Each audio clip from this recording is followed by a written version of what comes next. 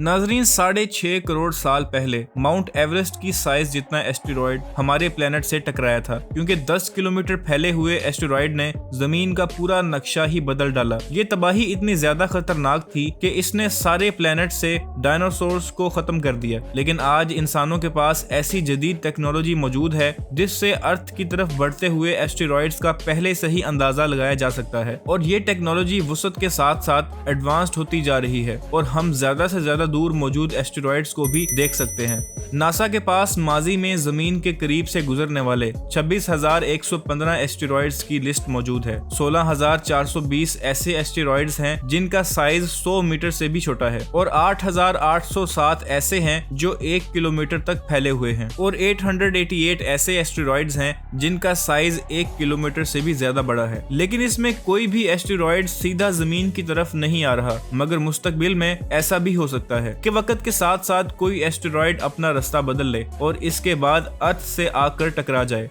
सिर्फ 1 किलोमीटर फैला हुआ एस्टेरॉयड अगर अर्थ से टकरा जाए तो वो इतनी एनर्जी पैदा करेगा जितनी 1000 न्यूक्लियर बॉम्ब से पैदा हो सकती है। इससे होने वाली तबाही का अंदाजा लगाना शायद अब आपके लिए इतना मुश्किल ना हो। हमारे प्लेनेट पर दूसरे जरियों से आने वाली तबाही से तो शायद बचा जा सके, लेकिन एस्टेरॉयड से बचना नामुमकिन है। अब नासा ने एक तजर्बा करके दिखाया है जिससे हम एस्टेरॉयड का मुकाबला भी कर सकते हैं। ये एक तरह का प्लेनेटरी डिफेंस सिस्टम है जिसको काइनेटिक इम्पैक्टर टेक्निक कहा जाता है। इस टेक्निक की मदद से अर्थ से आने वाले एस्टेरॉयड का रास्ता बदला जा सकता है, लेकिन सवाल ये है कि आखिर कैसे। असल में अर्थ के बाहर ग्रेविटी और एटमॉस्फेयर ना होने की वजह से ऑब्जेक्ट्स को किसी भी रुकावट का सामना नहीं करना पड़ता। जो चीज जैसी है वो वैसी ही रहती है। इसमें अगर कोई ऑब्जेक्ट 10 किलोमीटर पर आवर की स्पीड से स्पेस में सफर कर रहा है तो वो हमेशा इसी स्पीड से चलता रहेगा जब तक उसके रास्ते में कोई चीज ना आ जाए। नाजरीन, ये सब कुछ उस वक्त मुमकिन है क्योंकि स्पेस में फ्रिक्शन पैदा नहीं हो सकती। लाखों साल पहले एस्टेरॉयड किसी कोलिजन की वजह से बने थे। वो तब से स्पेस में तेज रफ्तार से चल रहे हैं। अगर वो अर्थ के करीब आ गए तो उसे अर्थ की ग्रेविटी अपनी तरफ खींचेगी और फिर इसके बाद वो अपना रास्ता तब्दील कर लेंगे।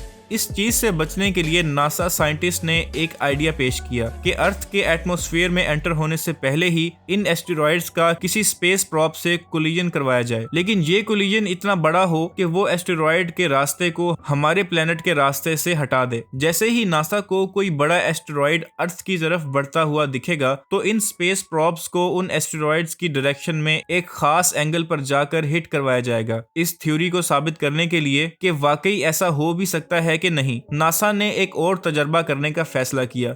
इस मिशन को नासा ने डार्ट यानी डबल एस्टेरॉयड रीडायरेक्शन टेस्ट का नाम भी दिया। 23 नवंबर 2021 को $325 मिलियन की लागत से बनाया गया ये dart spacecraft space x falcon 9 rocket के जरिए वेंडरबर्ग स्पेस फोर्स बेस से लॉन्च किया गया। दूसरे स्पेस प्रॉप्स की तरह डार्ट पर भी थ्रस्टर्स, कैमरा सिस्टम और रेडियो लिंक भी मौजूद था, जिससे वो डायरेक्ट इमेजेस नासा को भी भेज सकता है। लेकिन कुछ घंटों के बाद ये अर्थ के ऑर्बिट में आ चुका था।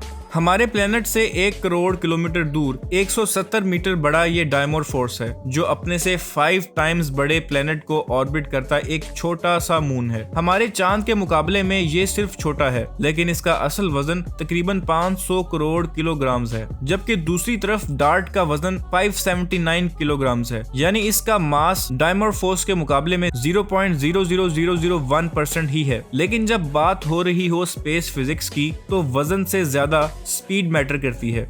नासा साइंटिस्ट ने कैलकुलेशन की मदद से ये नतीजा निकाला कि अगर डार्ट को 23,000 किलोमीटर पर आवर की स्पीड से हिट किया गया तो डायमोरफोर्स की डायरेक्शन में 1% तब्दीली आ सकती है।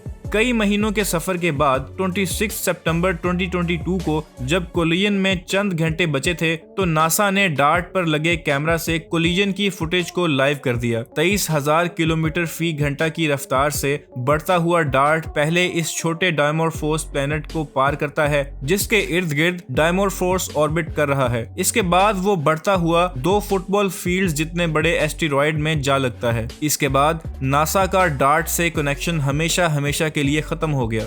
ये कोलिजन तमाम नासा साइंटिस्ट के लिए बहुत बड़ी खुशी का लम्हा था। तारीख में पहली बार प्लेनेटरी डिफेंस सिस्टम का तजर्बा कामयाब हो चुका था। लेकिन एक्सपर्ट्स का मानना है कि कोलिजन होते ही डार्ट टूटकर बिखर गया होगा, जबकि डायमोरफोर्स अपने ऑर्बिट से हटकर नया ऑर्बिट अपना चुका होगा। ये तो सिर्फ एक एक्सपेरिमेंट की हद तक था, जिसमें एक छोटे एस्टेरॉयड पर एक्सपेरिमेंट किया गया। लेकिन सवाल ये है कि 10 किलोमीटर फैले हुए एस्टेरॉयड पर भी यही फॉर्मूला लगेगा या नहीं। क्या हम भूल चुके हैं कि सबसे बड़ा वृडिफोर्ड इम्पैक्ट क्रेटर 300 किलोमीटर तक फैला हुआ है। जो एस्टेरॉयड 300 किलोमीटर बड़ा क्रेटर बना सकता है, क्या हम इससे मुकाबला कर सकते हैं या नहीं?